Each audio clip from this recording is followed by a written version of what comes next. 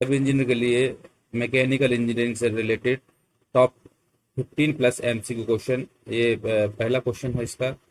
Which of the following parameters is considered well designing an automotive gear box? स्वचालित gear box का अभिकल्पन या design करते समय किन मानदंडों पर विचार करना चाहिए? इसका आंसर हो जाएगा, इसका आंसर है ऑल ऑफ द अबव। मतलब जो ऊपर जो सभी दिए हुए हैं वो है। कैसा पहला हमारे पास जो दिया था, फर्स्ट है इसमें लोड प्रोफाइल ओनली, केवल भार पर आलेख करना चाहिए।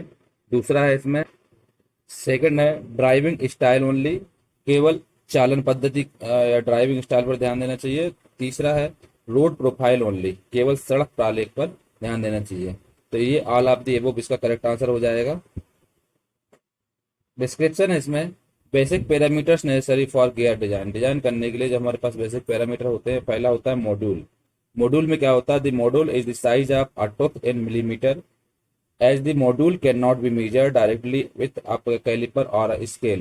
Novice designer may be perplexed by the module at first when designing a gear. जब हम गियर के डिजाइन करते हैं तो जो मॉड्यूल होता है उसकी साइज होती है मिलीमीटर में, हम मापते हैं उसमें, टूथ का डायमेंशन मापते हैं जो कि मिलीमीटर में होता है। और इसका जो फार्मूला होता है मॉड्यूल का वो होता है, दो का रेशो होता है डायमीटर और थिकनेस का। डायमीटर ऑफ गियर और थिकनेस ऑफ गियर का जो रेशो होता है उसको हम मॉड्यूल बोलते हैं। तो M equal to D upon T होता है, ये मॉड्यूल कहलाता है। इसमें सेकंड है प्रेशर गियर एंगल।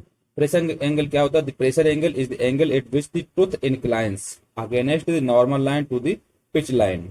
जो प्रेशर एंगल वो होता है जब हम टूथ जो टीथ होते हैं उसका इंक्लाइंस में नॉर्मल लाइन और पिच लाइन के बीच में जो एंगल होता है उसको हम प्रेशर एंगल बोलते हैं। फिर होता है ट्विस्ट डायरेक्शन। ट्विस्ट डायरेक्शन होता है gear with right hand teeth have the teeth inclined at the right relative to the gear shaft when you hold the shaft upright, while gears with left hand teeth have the teeth inclined to the left। जो हमारे पास gear box होता है उसका right hand teeth होता है, वो inclined होता है लेफ्ट हैंड राइट और इसके लिए टीथ के लिए। तो जो लेफ्ट हैंड टीथ और राइट हैंड टीथ के बीच में जो रिलेशन होता है वो ट्विस्ट डायरेक्शन कहलाती है, जो ट्विस्ट का डायरेक्शन होता है। नेक्स्ट क्वेश्चन है, विच of the following is a single slider crank inversion? निम्नलिखित में से कौन एकल विसर्पक क्रैंक प्रतिलोपन है? इसका आंसर है बुल इंजन। इसमें से जो बुल इंजन है वो सिंगल स्लाइडर क्रैंक इन्वर्जन का उदाहरण है। डिस्क्रिप्शन है, a single slider crank is a bull engine. Crank इसमें सिंगल स्लाइडर क्रैंक था जो बुल इंजन का उदाहरण था। सिंगल स्लाइडर क्रैंक चेन में हम देखेंगे, a single slider crank chain is a modification of the basic 4 bar chain। जो बेसिक 4 बार चेन होता है उसका मॉडिफिकेशन कर करके सिंगल स्लाइडर क्रैंक चेन बनाया गया है।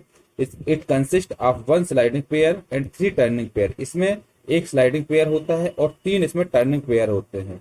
It is usually found an reciprocating steam mechanism. इसका जो यूज होता है रेसिप्रोकेटिंग स्टीम इंजन मैकेनिज्म में इसका इस्तेमाल होता है single slider crank chain mechanism का। नेक्स्ट है, विच of the following is not the part of 6 of 6 sigma?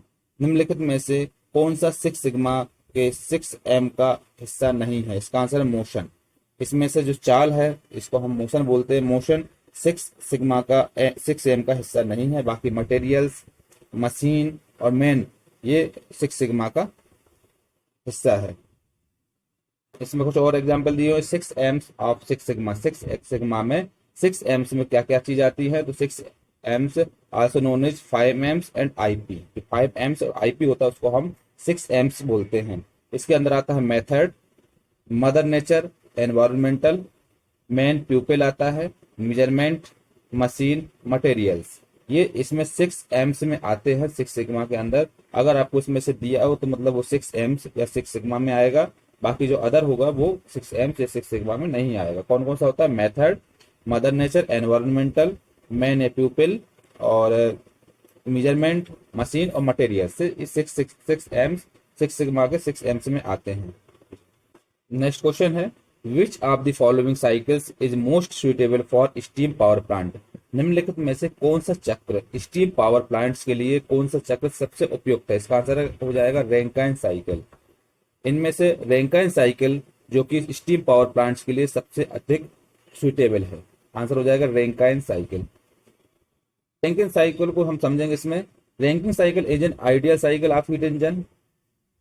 Heat engine का आइडियल साइकिल के नाम से जानते हैं रैंकिन साइकिल को, which uses water and steam as working fluid to generate power with the help of steam turbine. Steam turbine की मदद के द्वारा इसमें जो वर्किंग करते हैं वो स्टीम वाटर और स्टीम को लेकर के इसमें पावर, जो जनरेटर होता है जनरेटर के द्वारा इसमें पावर को जनरेट करते हैं। There are 4 process in Rankine cycle. Rankine cycle की 4 प्रोसेस होती है, उसको हम डायग्राम से समझें।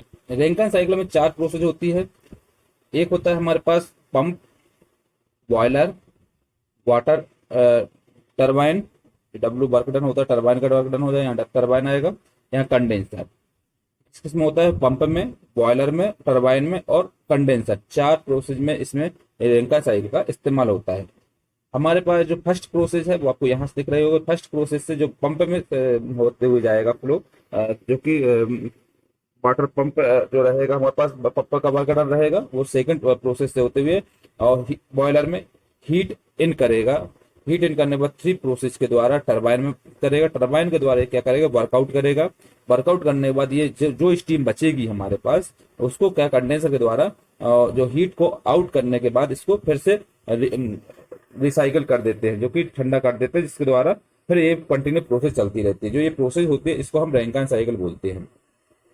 कंडेंसर के द्वारा हमारे पास फर्स्ट प्रोसेस जाएगी, यहाँ पर वाटर जाएगा पंप में, प्रेशर के द्वारा बॉयलर पर जाएगा।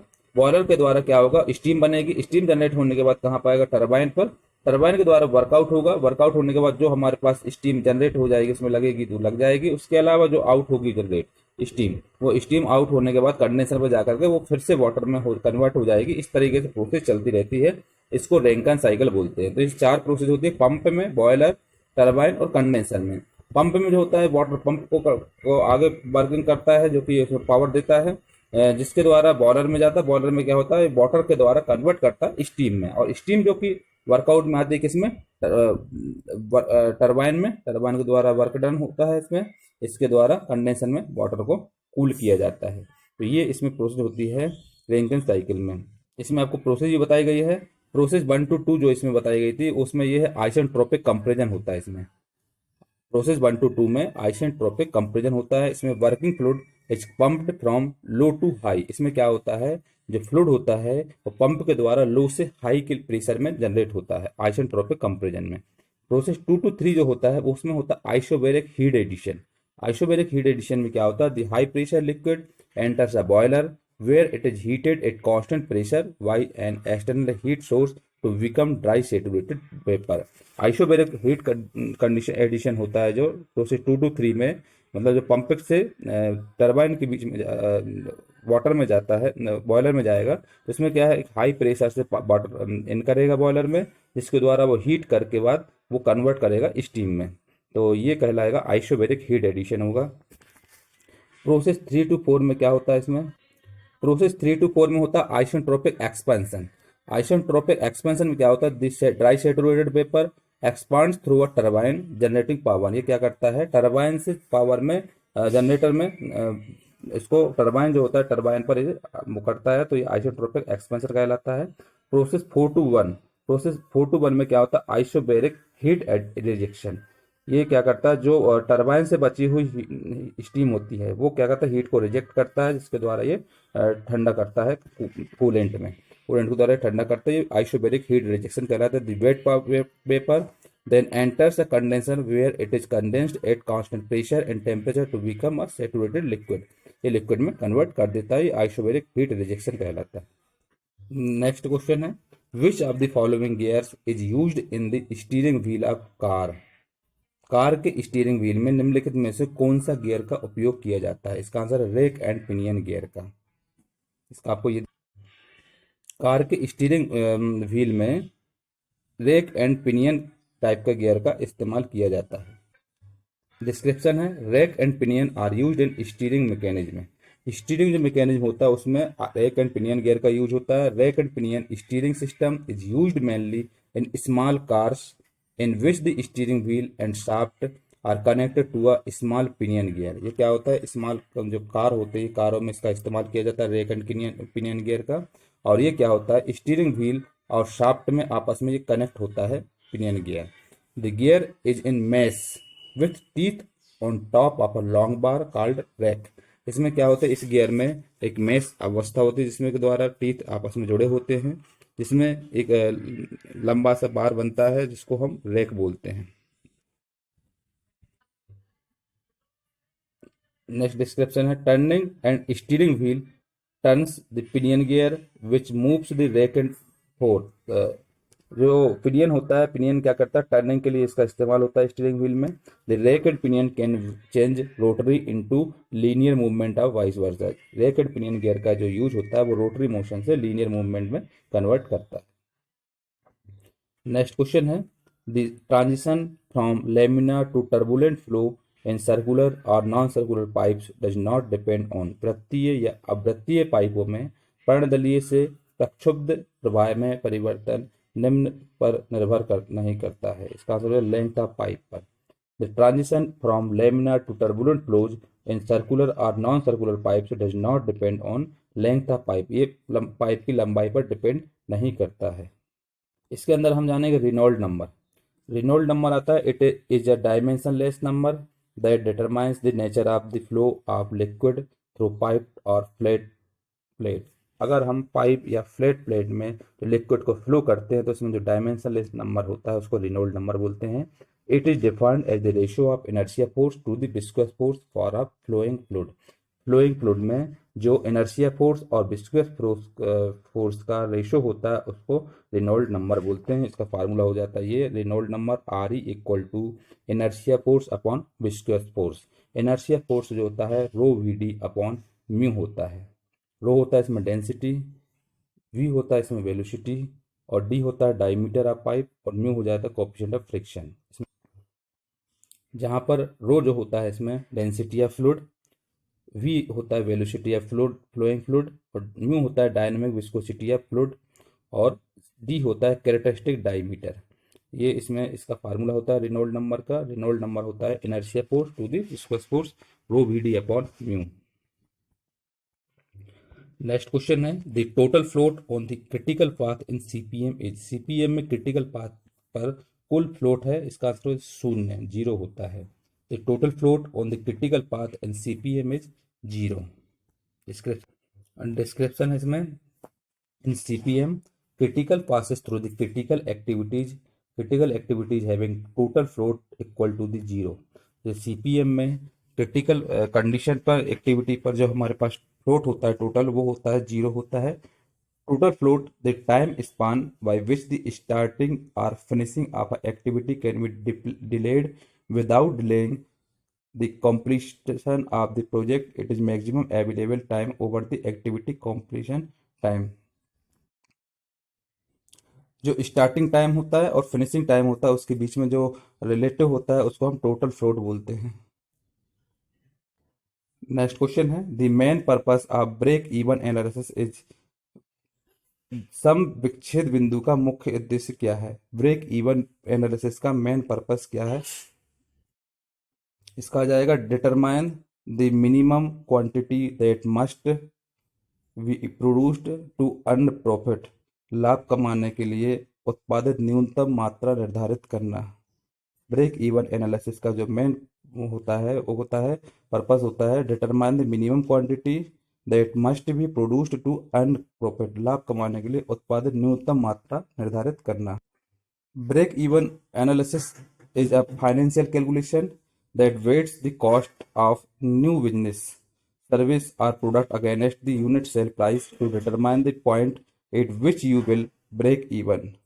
ब्रेक इवन एनालिसिस में जो फाइनेंशियल कैलकुलेशन करते हैं इसमें क्या होता है, कोई भी नया बिजनेस करने के लिए या नया प्रोडक्ट लॉन्च करने के लिए इसमें सेल प्राइस को डिस्क्राइब करते हैं।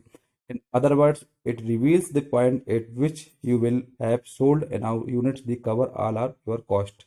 इसमें जितना भी खर्चा आता है इसके बारे में इसका यूनिट को कवर करते हैं ब्रेक इवन एनालिसिस के द्वारा।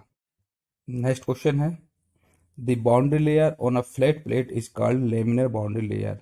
एक समतल प्लेट पर सीमा परत बाउंड्री लेयर को पतली सीमा परत लेमिनर बाउंड्री लेयर कहा जाता है यदि उस पर, इसका आंसर हो जाएगा Reynold number is less than 5 × 10⁻⁶। अगर इसमें रेनॉल्ड नंबर 5 × 10⁻⁶ से कम हो। डिस्क्रिप्शन है इसका, the boundary layer on a flat plate is called laminar boundary layer if Reynold number is less than 5 × 10⁻⁶। एक बाउंड्री लेयर में फ्लैट प्लेट को लेमिनर बाउंड्री लेयर कह सकते हैं जब रेनॉल्ड नंबर 5 × 10⁻⁶ से कम हो। रेनॉल्ड नंबर क्या होता है? It is a dimensionless number that determines the nature of the flow of liquid through a pipe और अ फ्लैट प्लेट। कोई भी पाइप या फ्लैट प्लेट में अगर हम लिक्विड को फ्लो करते हैं जिसमें डायमेंशनलेस नंबर होता है, उसके द्वारा हम कैलकुलेट करते हैं, उसको रेनॉल्ड नंबर बोलते हैं। It is defined as the ratio of inertia force to the viscous force for flowing fluid. इसको डिफाइन कर सकते हैं, ये रेशियो होता है इनर्शिया फोर्स और विस्कस फोर्स का। तो फार्मूला होता है रेनॉल्ड नंबर का, Reynold number is written as R E equal to inertia force upon viscous force. Inertia force और विस्कस फोर्स का जो रेशियो होता है उसको रेनॉल्ड नंबर बोलते हैं। नेक्स्ट है the most commonly used method for making jewellery is. आभूषण बनाने के लिए सबसे अधिक इस्तेमाल किया जाने वाला तरीका है, इसका आंसर हो जाएगा इन्वेस्टिंग कास्टिंग। इन्वेस्टिंग कास्टिंग का यूज किया जाता है आभूषण बनाने के लिए। डिस्क्राइब है इसका, the most commonly used method for making jewellery is investing casting. Jewellery को बनाने के लिए जिस मेथड का इस्तेमाल होता है उसको इन्वेस्टिंग कास्टिंग बोलते हैं। Hollow cylindrical bodies like water pipes, gun barrel, tier manufactured by centrifugal casting. Centrifugal casting के द्वारा हम पाइप, वाटर पाइप को या गन बैरल को बनाते हैं, हॉलो सिलेंडर वाले पार्ट्स बनाते हैं सेंट्रीफ्यूगल कास्टिंग के द्वारा। इन्वेस्टिंग कास्टिंग के द्वारा ज्वेलरी बनाते हैं, सेंट्रीफ्यूगल कास्टिंग के द्वारा हॉलो सिलेंड्रिकल पार्ट जैसे कि वाटर पाइप, गन बैरल आदि ये बनाते हैं। और जो हमारे पास नेक्स्ट है स्लस कास्टिंग। स्लस कास्टिंग में क्या होता है? स्लस कास्टिंग के द्वारा is the traditional method of permanent casting process where the molten metal is not allowed to completely solidify the wood. लकड़ी में इसका यूज करते हैं। और the mounting several pattern at a time pattern used the match plate pattern. जो slush casting casting होता है इसका हम वुड लकड़ी वगैरह में इसका यूज करते हैं।